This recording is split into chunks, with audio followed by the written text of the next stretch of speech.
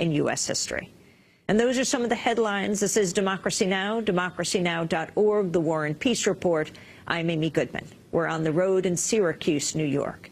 As we go to broadcast, we're receiving reports that the Freedom Waves Flotilla to Gaza is being approached by Israeli naval vessels. Sandra Rich, part of the steering committee for the Canadian boat, called in this report just as we went to air. In Istanbul, Turkey, and I've been in constant contact with the Tahrir. We have just lost communication.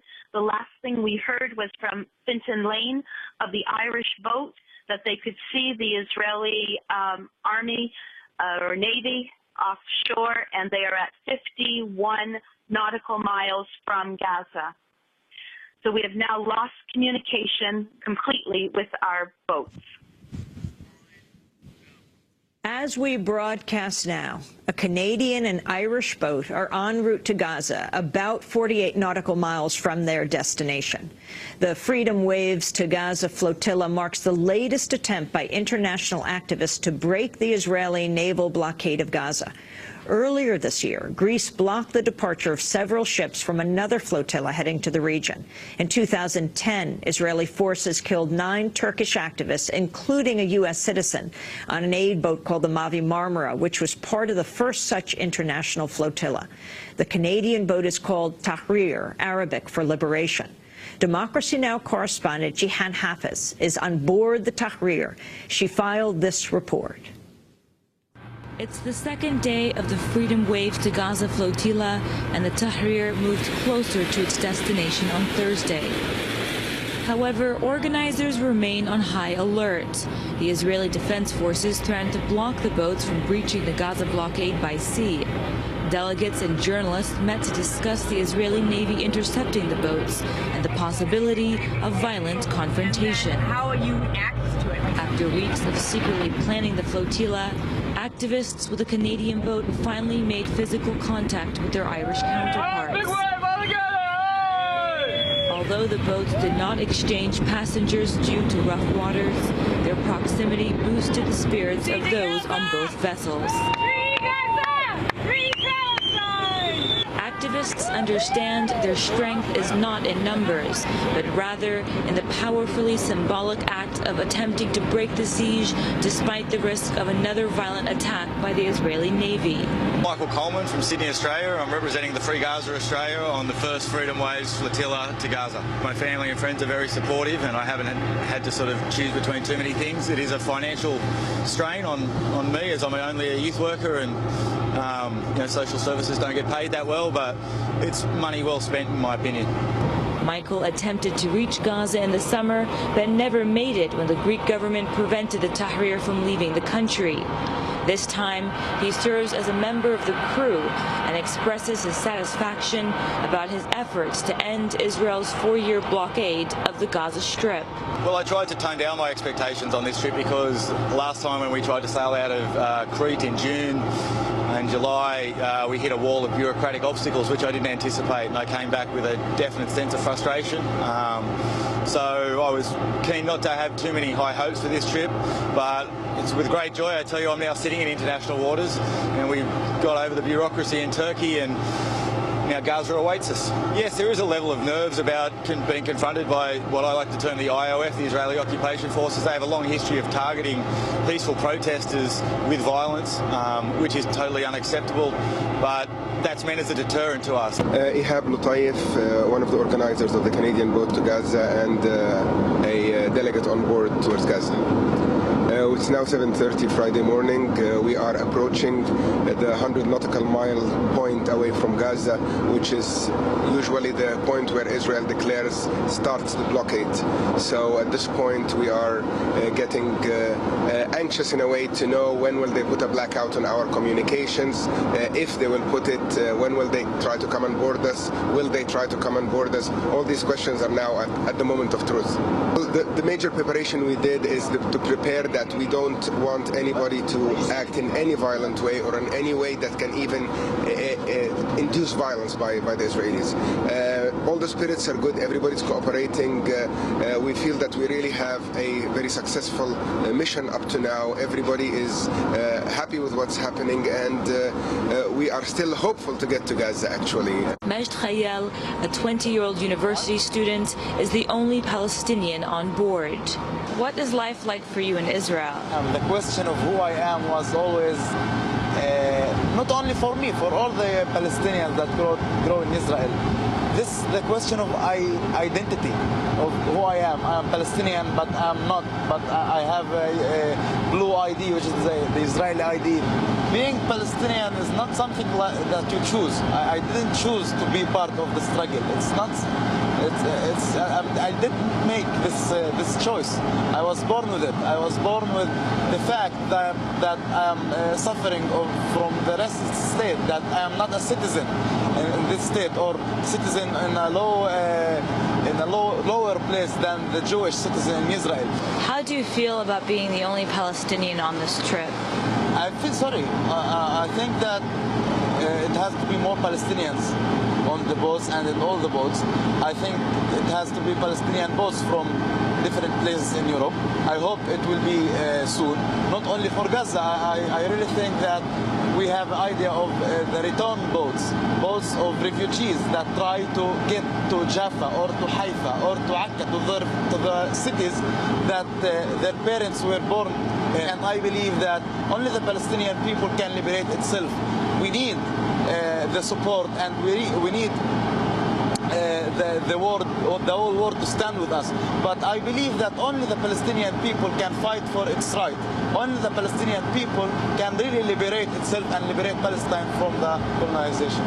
As the sun set over the Mediterranean, memories of the Marvi Marmara attack reminded passengers of the Tahrir that Israel could strike at any moment. The most violent attack against the peace convoy to Gaza came 95 kilometers off the coast of Gaza when Israeli commandos entered international waters, stormed the flotilla, killing 9 Turkish activists and wounding many others. Activists and journalists began to prepare themselves for a possible surprise attack in the later hours of the morning as the Tahrir and the Sirshuh approached Gaza.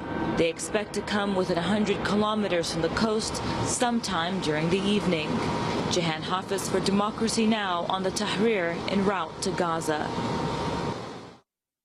Just as we went to broadcast this morning, we lost touch with Jahan, Democracy Now!'s Jahan Hafiz, on the boat, on the Canadian boat Tahrir, as they were moving closer to Gaza.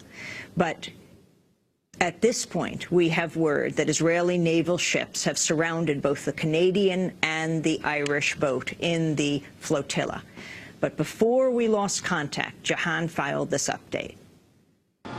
We're about 82 nautical miles from the coast of Gaza, and the Israeli Navy has not been spotted. Activists and organizers on the ship say we're lucky to have made it this far without an interception by the Israelis. There have been a number of preparations underway here on the boats to prepare for the Israeli Navy if they come. The captain reduced the speed of the boat last night to ensure that both vessels would arrive or would come close to the 100 nautical mile mark at daylight. If the voyage goes smoothly and the Israelis do not intercept both vessels, then this one and the Irish one would arrive in Gaza 9 hours from now at about 2 to 3 o'clock Gaza's time. Everyone on the boat is excited to have made it this far without the Israelis intercepting the boats. There have been preparations underway all night as well as into this morning in the event that the Israelis do board the ships. Despite that, however, spirits remain high and many optimistic that they will reach Gaza if the Israelis... No, Jane, on the phone. You've just heard Jihan Hafiz. She was just reporting to us from the Tahrir. Now, again, we have just lost contact with the boats, so we're bringing on Jane Hirschman. She's in the United States. She's one of the coordinators of the Flotilla, the International Support Committee. Jane Hirschman, if you can tell us what you understand is happening at this point. There are two Israeli warships that have surrounded our boats, and they are in contact by radio. And Canadian activist Ihab Loatif, when he was asked, "Where are you going? What is your destination?" he replied, "The conscience of humanity." And when they repeated that question, asking for his final destination of the two boats, he said, "The betterment of mankind." So at this point, we have lost contact with the ships, but we know that they are currently surrounded and they are being contacted via radio. The ships are talking to the Israelis. So you have had contact with the two boats here, the Irish ship and the Tahrir, which is the Canadian ship, where Jihan Hafiz, our reporter, was just broadcasting from. That's correct, but now that we have all lost communication with them. They have lost earlier, hours ago, actually, when we were flying into Syracuse, New York, we got word that that ships and planes, this was many hours ago, had actually were doing some kind of reconnaissance, and then they left. Is this what you heard as well? It was last night. Actually, there was a ship following them for hours, and that is pretty typical in these flotillas, that ships can follow you for a very long time. Then they lost sight of the ship, and they did see an aircraft above. Then they lost sight of the aircraft, and then in early morning hours, they saw one of the ships again.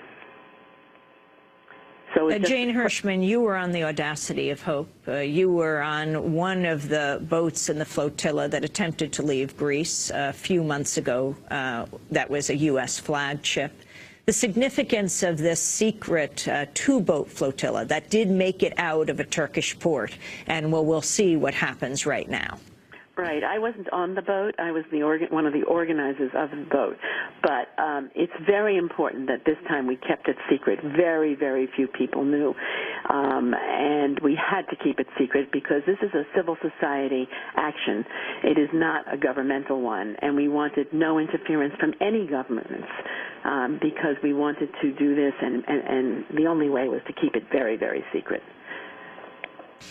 Jane Hirschman, I want to thank you for being with us. We're here in Syracuse, New York, and I want to bring in Colonel Ann Wright. She is a former diplomat. She quit over the war in Afghanistan. She is here in Syracuse because she joined with 37 other people in protesting drone strikes, drones that are run from a base here in Syracuse. And we're going to talk about that in the next segment.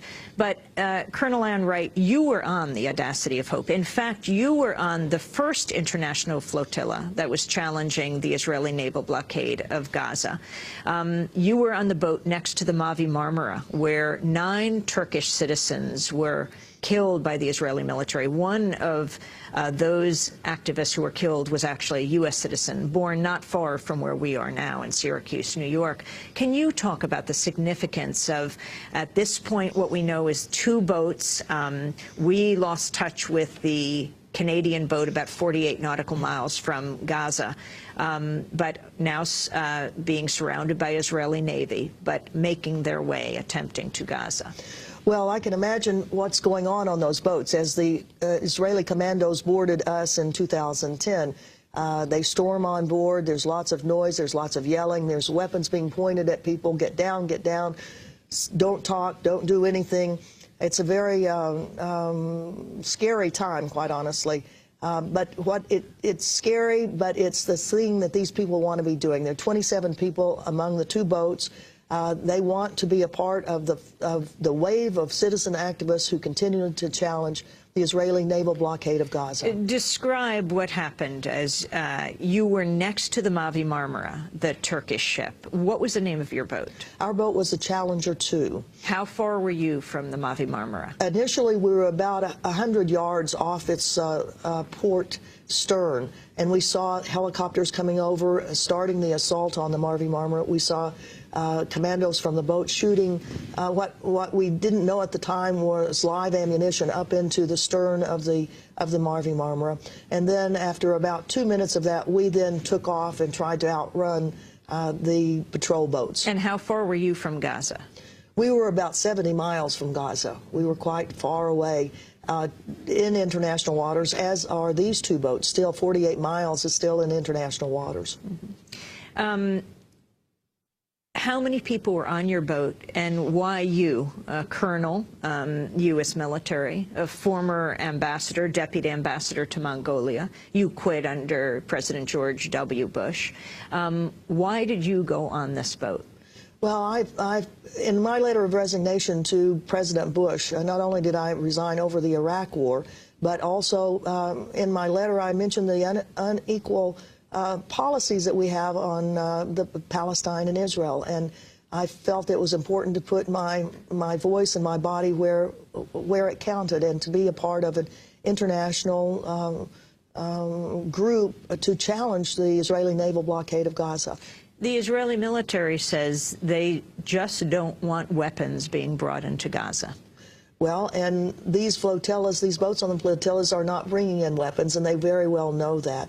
The fact that the Israelis continue after 48 years now of blockading Gaza, of not allowing materials to come in by sea or to go out by sea, is something that international activists are going to continue to pressure the international community, community of governments who are supporting the Israelis, and of course the United States government, which is its biggest supporter with $3 billion a year and protection in the United Nations on every vote that concerns Israel and Palestine. We're going to come back to this discussion around people taking direct action. Again, Ann Wright, a retired Army colonel, former U.S. diplomat who spent 29 years in the military, served as a high-ranking diplomat in the State Department. In 2001, she helped oversee the reopening of the U.S. mission in Afghanistan. Then in 2003, resigned her post in protest of the war in Iraq. On two of these flotillas, the first with the Mavi Marmara, and then the Audacity of Hope. That was a U.S. flagged ship. That's correct. The Audacity of Hope was U.S. flagged, as was the Challenger 2. The boat that you were on? Yes, both were U.S. flagged. The United States government has made no investigation itself over the murder, the execution of the U.S. citizen Furqan Doan, nor the... That was the young man who was one of the 9 activists on board the Mavi Marmara who was killed by the Israeli military, born because in the United States his father was a professor. That's right, born in Troy, New York. He was killed with 5 bullets to his body, including one to the head, to execute him, which we can identify on the Israeli videos that they have now released. Mm-hmm. And we have interviewed his father, and you can go to our website at democracynow.org. We're going to come back to Ann Wright on another issue, why she is here in Syracuse today, one of the Hancock 38 drone resistors. We'll be back in a minute.